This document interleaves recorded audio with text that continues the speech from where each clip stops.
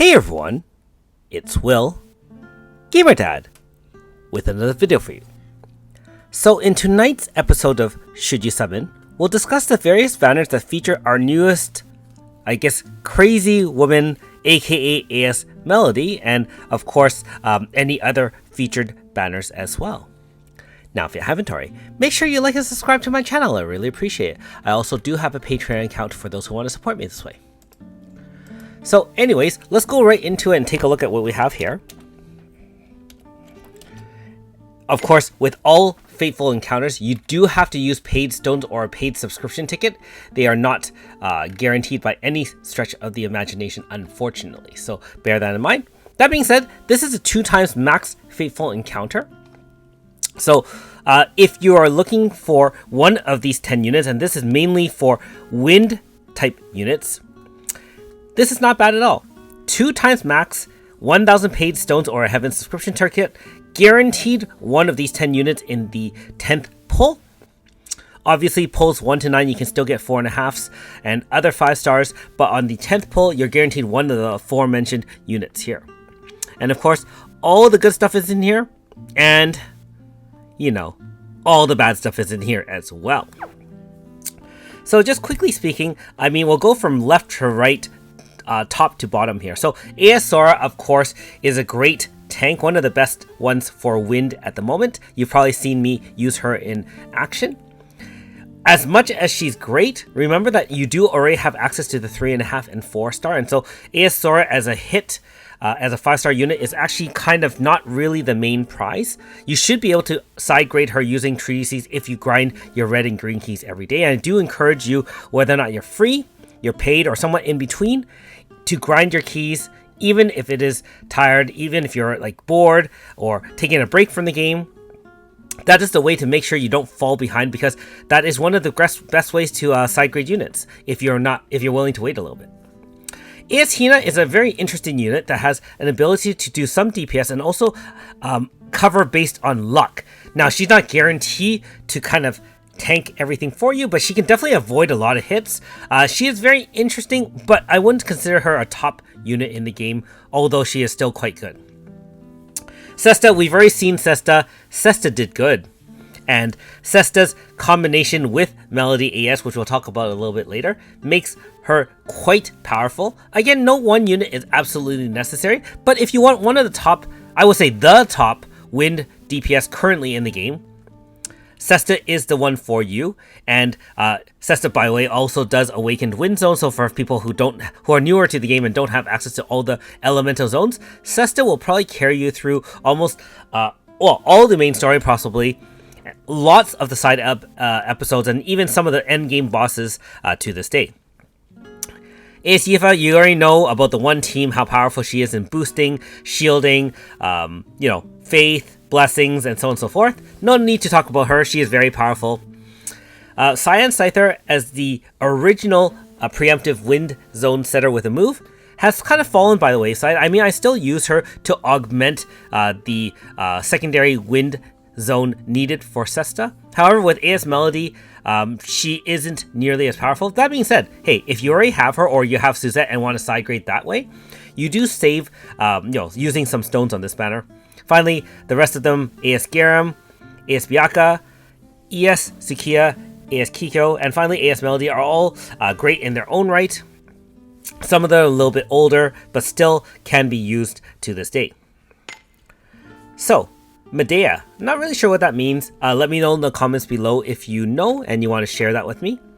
Keep in mind, you can see all the newest units featured: AS Primaya, Alter Alulu, Alciel, which I still haven't really play tested unfortunately, and ES Felmina, as well as AS Melody.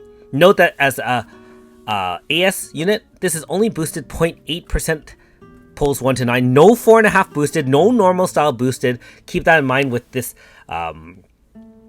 Fateful, not nearly as easy to get any form of Melody if you're missing a form of Melody. However, same thing, 10% flat chance on pull number 10. Same amount of bots, Rainbow Sisters, and Knights in this banner versus all the other banners out there. Although, as you know, with paid summons, you do get an overall better result. And let's move right directly into Medea herself. So keep in mind that there are only a couple banners, all of which feature AS Melody. She does really remind me of Harlequin, and obviously she's now called the Diva of Despair. So very interesting look and name. Now, the free banner is actually pretty decent. 0.4, 0.8, and 0.8. So 2% flat chance for any one form of melody. That means even on single pulls, you do have a 2% flat chance. If you do a 10 pull, note that the 4.5 is uprated to 1.2%. So if you do have 1,000 stones and you are trying for any form of melody, that would be the best way to do so. And again, new free banners don't have all the newest units in the game. So the 2 newest banners are not here, but you know, Sesta and some of the other powerful units we've talked about are all here. Ify, Alma, Orlea, you know, blah, blah, blah, blah, blah. We can keep on going. Okay, so should you summon? Now, AS Melody is, just like all the other units in the last little while, pretty broken. I mean, if you are newer to the game and you don't have any access to an Awakened Wind stance or Elemental Wind Zone, she is going to do that for you. Not only is she almost guaranteed to set an Awakened Wind Zone for you on turn 1, she will refresh that by breaking her own zone or any other zone active and redeploying the zone, Wind Zone, and awakening it at the same time. So basically, on turn 1, she'll check how many wind units are in front. There should be 4, because that's what you want to do. You'll get 4 stacks at the end of turn, and then... Actually, no. At the beginning turn, you get 4 stacks. At the end of turn, they get consumed. She enters Demented State, which is her lunatic version, and that will now break zone and reapply Wind Awakened Zone.